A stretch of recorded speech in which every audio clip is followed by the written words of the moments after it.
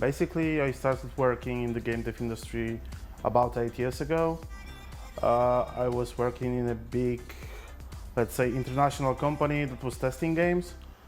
I worked there for somewhat half a year, maybe more. Tested several games like Gran Turismo 5, WRC3, Russian Attack, and some others. And after that, I moved to Flying Wild Hog as a QA tester. I was the first tester in the company.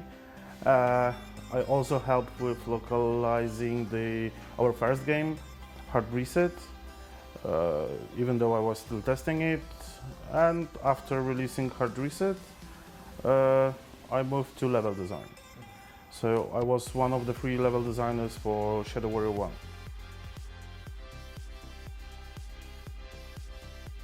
Shadow Warrior 2, I was mostly responsible with helping the guys with the production. So it's like you take off the developers' shoulders the things that they shouldn't be doing. So if a programmer has to talk to the publisher about some TRC problems with the console version or anything else, I help with this. I communicate with publishers. I do if you publish your game on Steam, basically you have to submit some graphics, some videos.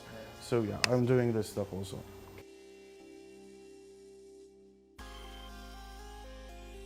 In my opinion, the most important thing is that you guys have to finish your work. If you start any project, always finish it, because in this industry, 50%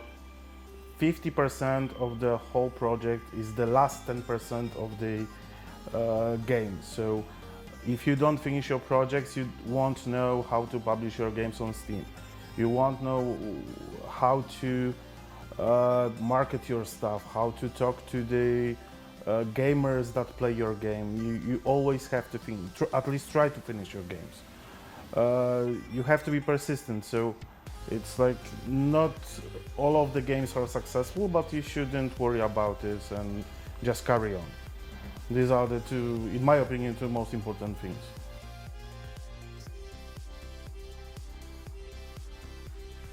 I'm a big RPG fan, like Japanese RPGs.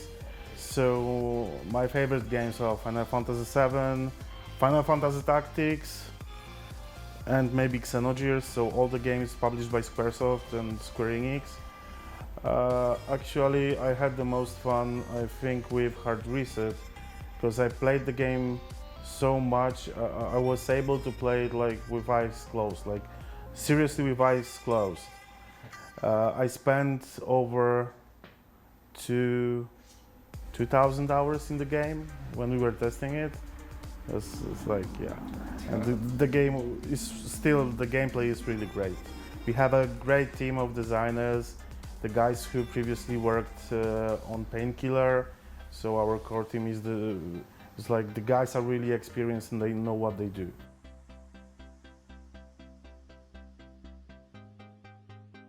For me, the gameplay, yeah, it's like the game should play fluently, and it should be like the gameplay twists and mechanics should synergize. Yeah, you know, synergy.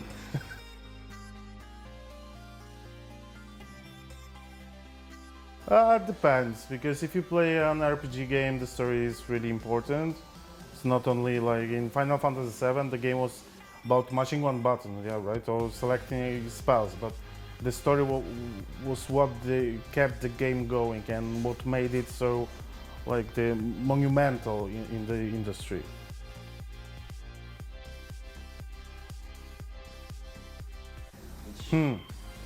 It's like we are a kind of different company because we are democratic. So if anybody has an idea, we discuss it, and probably your idea will get into the game. So with Shadow Warrior, the most important thing for us when doing the first game was playing the original one and checking out what's the thing that makes Shadow Warrior. So it was the sword fight, it was the levels, and the enemies. So these are three key features that we always focus when it goes to Shadow Warrior 1 or Shadow Warrior 2. With Shadow Warrior 2, the most important part of the development, I think, was preparing our random generation of levels, because we have the levels are designed in such a way that you can mix parts of the levels, and this allows you to have like always each time you will play a level it will look differently. Yeah, it's like a Diablo stylish FPS game. So each time you will get a new experience, each time you will have different fights on the level, you will find different weapons. So I think that developing and also balancing this feature was the most important.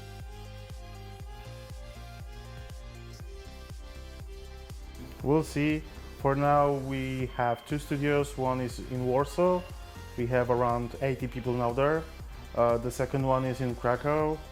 So Krakow is working on their own title. We will be publishing Shadow Warrior 2 on console soon. So we'll have to probably wait after we launch Shadow Warrior 2 on consoles and see what's next.